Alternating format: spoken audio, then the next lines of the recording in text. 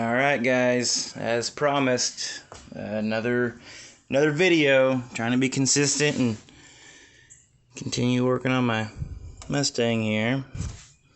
So the heads, obviously I've got both the heads off. What I'm going to be doing while the heads are off this time, these are standard bore. This is a standard bore, standard pistons. I don't know if you can see that, probably not, but you can run pretty much any letter cam with stock pistons because the valve reliefs, if you have factory size valves. Now there's a lot of controversy on that, saying like X cams are too big. Letter cams are they don't have a lot of duration, and they don't have radical lift, so you can get away with any letter cam on a small block Ford. And from my experience anyway, and you can do tons of research on it. It all comes down to the same thing. They'll say you need to check piston to valve clearance, regardless, which you do, but it's a damn letter cam. You can run them with stock pistons. What I'm going to be doing while the heads are off, and a big reason why I got them off, is I'm going to be notching the pistons. Since the heads I'm running, the NKB Skip White heads, have 202 valves, the radial diameter of the valves go, here's the valve relief obviously, then the 202s will go about like where my nail is. Now you can't see it because it's got some little carbon buildup on top of the pistons now since I ran it, but right here, right above that eyebrow on that valve relief, it did touch. I missed third gear one day. I was dicking around showing off. It didn't bend a valve. This is the correct way to store a head, by the way. You never want to lay them flat on the ground. Always set them upright, because they can warp. If they're going to be sitting for a long period of time, you for sure want to have them sitting up. If it's just for a day, you'll probably be fine. But since I didn't do a pressure test or compression test on this motor after it, because it wasn't bad. I just missed third, revved it to the moon, and pulled the heads off. This was a year ago probably, to make sure it was all clear, and it had kissed the piston. I want to say it was my light just died. I want to say it was this guy, but it didn't bend it. But what you can do if you got your cylinder heads off, is you lay the cylinder head flat on its back, like where your valve cover goes, and then fill the chambers up with WD-40. I'm sure some people use water. I would use something thinner than oil. WD-40 is just not going to cause any rust, and it's about the same as using water, just not so fucking hard on it. But I am going to fill the chambers up with WD-40, let it sit overnight, and if it loses any, it'll be through here around the valves, and then you can that'll tell you if you've got a bent valve or another issue.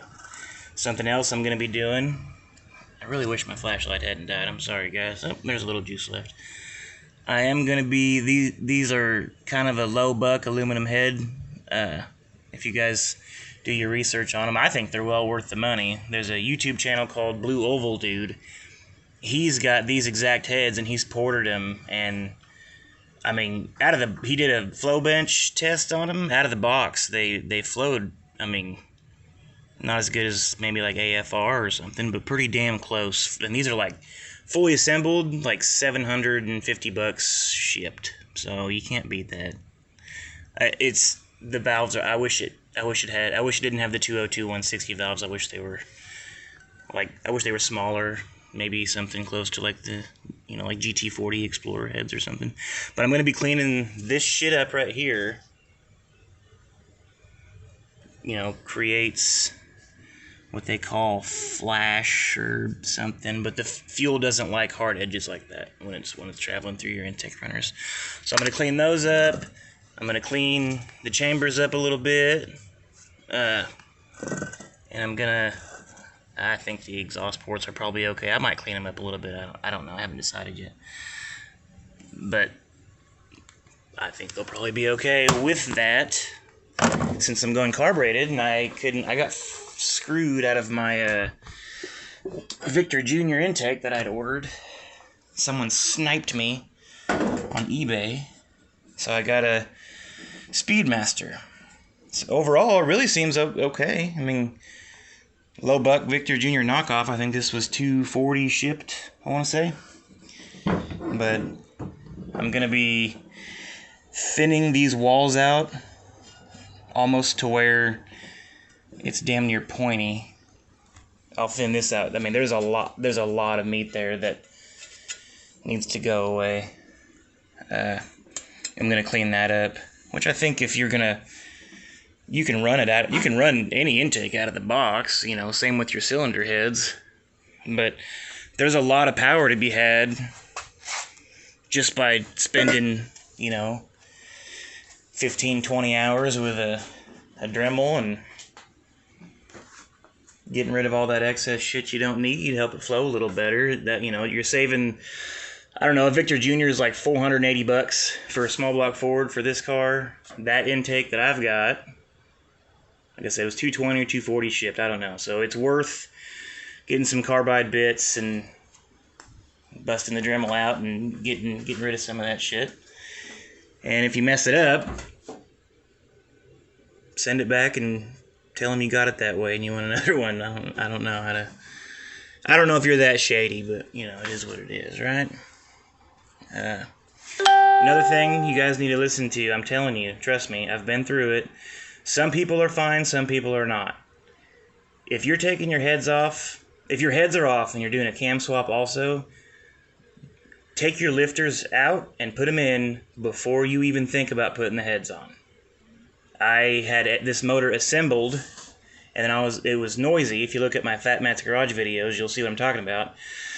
So I replaced the lifters. These are Ford Motorsport high rev lifters. I mean, they're fine, you know, for what you pay for them. They're pretty good. But I couldn't, with the skip whiteheads on, it may have been fine with the E7s that were on it from the factory, but with the skip whiteheads, the lifter would only come, it would just hit the cylinder head right there. So I had to literally buy new head gaskets. I'm cheap, but I'm not going to reuse head gaskets if they've been compressed and, you know, the heads have been torqued down on them. I know people do, and a lot of people get away with it just fine. I'm not going to do it. These are the head gaskets that I just took off of it. Like I said, they're probably fine. I think they're the 1101-2s. I can't remember what they are compressed, but they're pretty thin. A lot of people use them for nitrous cars, which is what this motor will be getting if I don't blow it up, you know, somewhere halfway through summer. I'm trying to think of anything else. So this is why I need to make notes before I even think about making a video, so I'm not robbing y'all's time for no reason.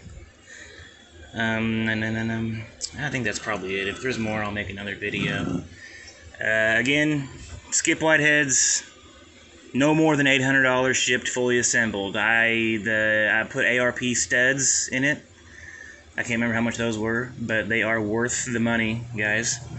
These are not pedestal mount, so you'll have to get rockers and guide plates, which are these thingers. This setup, you can totally use factory length push rods. I bought hardened push rods for this just for peace of mind. I don't know that it was completely necessary, but I am going to be revving this thing to the frickin' moon. So the reason I say that is you get that question a lot. Can you know what size push rods did you run with this E303 cam and 1.6 rockers and just the Ford racing lifters? The stock push rod's measured fine. I mean, the roller, the rocker sits right in the center of the valve, so you're fine on push rods. But you do, because I am going to be running more cam and maybe some 1.7 rockers. I hadn't decided on the rockers yet, but I will be doing a cam swap. I'm probably going to do a Lunati, what's that part number? 53315 cam, I want to say. I don't know. Lunati makes it. When I get it, I'll make a video and let you guys know for sure. But I'm going to be notching these because that cam has more duration.